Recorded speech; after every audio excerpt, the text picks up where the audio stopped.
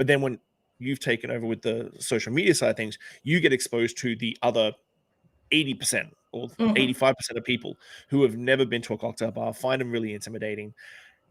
Has it been surprising for you to sort of see that side? Because we do get caught up in ourselves, like we're developing cocktails, or R&D, and we're reading Punch, or doing all these sort of things, and then you don't sort of remember that there's 85% of the clientele who go to their local only every week.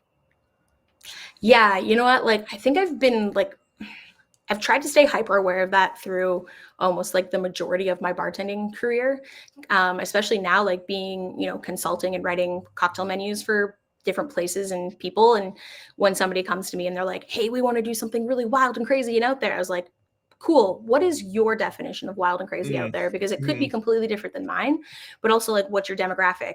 And, I'm working on a project for the Edmonton airport right now. And I'm like, okay, there's going to be so many different walks of life that come through these doors. I'm not going to like put a rotovap in the back and have like, some crazy like distillate, because that's probably not going to be worth it. But there are other things that I can do and different ways that I can like word things on menus that will make it a little bit more palatable for the average person who comes in, who's like, I don't know what half of these words are. Versus like, oh, like I understand what a Paloma is, or I understand what, like a spritz is. So I recognize those words, so I'll go with that.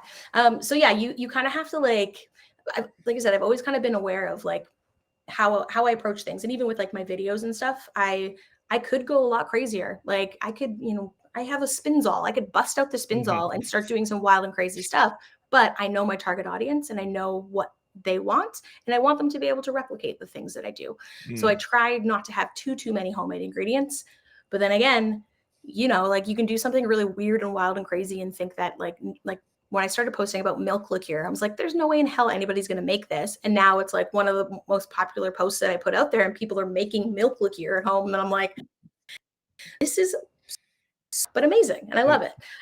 So yeah, it's, you kind of have to like know your target audience and know your demographic, and don't be too big for your britches, because you don't want to alienate people, and you want to, make people feel welcome. I mean, being approachable is not making things any less interesting. It just helps with getting their foot in the door, like gain their trust. It's all about gaining trust with like, if somebody's sitting at your bar and they're like, ask for a dealer's choice, and you ask them a couple of questions and they're like, hey, you're normally an old fashioned drinker. Well, have you ever tried a Sazerac? Or, and it's just like those baby steps of like getting people kind of comfortable with what we do. It really helps.